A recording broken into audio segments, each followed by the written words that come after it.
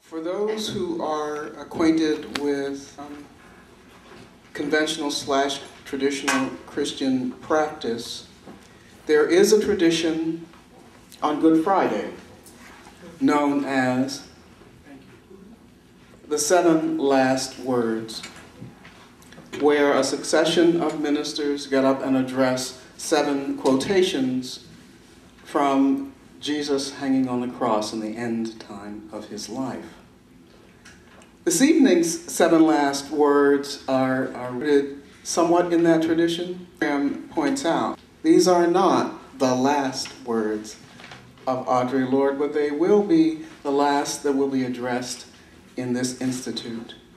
I am lesbian, I'm queer, I'm same-gender loving, I'm whatever to identify a woman who loves other women sexually, spiritually, and emotionally. I'm African American. I'm a Christian who also embraces other faith perspectives. I'm a woman who some would say has a disability, could use to attack me, blackmail me, shame me, or hinder me from doing my work. All right, all right. I understand what Sister Audre meant in the Cancer Journals when she said, imposed silence about any area of our lives is a tool for separation and powerlessness.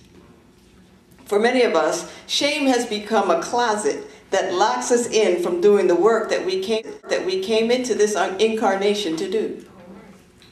I remember what it was like to be a closeted pastor in the African Methodist Episcopal Church. Although I cared about my church members and they loved me and thought we had a loving community, I always had in the back of my mind, what if the bishop or somebody finds out I'm a lesbian? What if somebody blackmails me and says, if you do this, I'm going to tell? I always had that in the back of my mind. So much energy was given to that fear and that cover-up and that defensiveness, but that there was less energy to use towards constructive tasks of working for justice and equality for all people. It was amazingly empowering when I left that denomination and went to one that was more welcoming. I remember the moment when I realized I was being embraced by a community of faith, a body of faith. And in my very preachy way, I had to come up with the subject.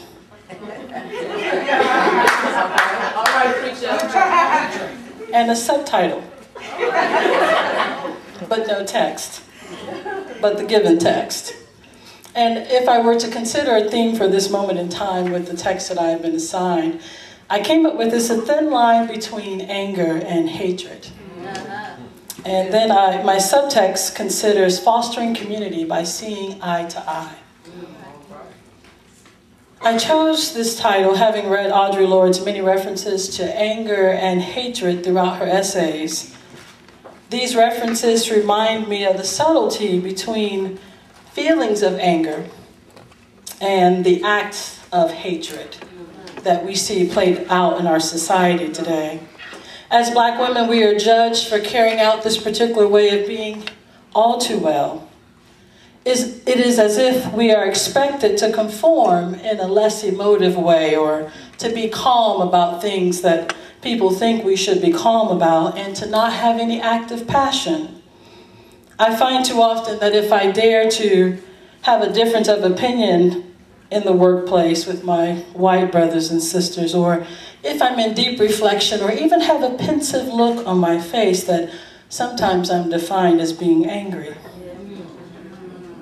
And in fact, after much dialogue and frustration at work, that I've decided to embrace as I work with nothing but clergy, that I have selective bigoted tendencies, and I'm okay with that. So I've got issues. Audre Lorde's prose on anger and hatred imparts a large understanding of systemic realities. I hope it's okay that I am specifically talking to Black women and other Black feminine identified individuals, because there is an attack on femininity, whether it shows up in female form or male form, in this community and in others. And so I want to talk to those folks, and I want to say that it is okay And not only is it okay, but it is critical that as sisters and folks who love sisters, that we do the individual work that is hard but important of dealing with our pain in a way that it transforms us. You can't change the experiences, you can't change the circumstances, but you can allow them to change you in a way that causes you to be powerful.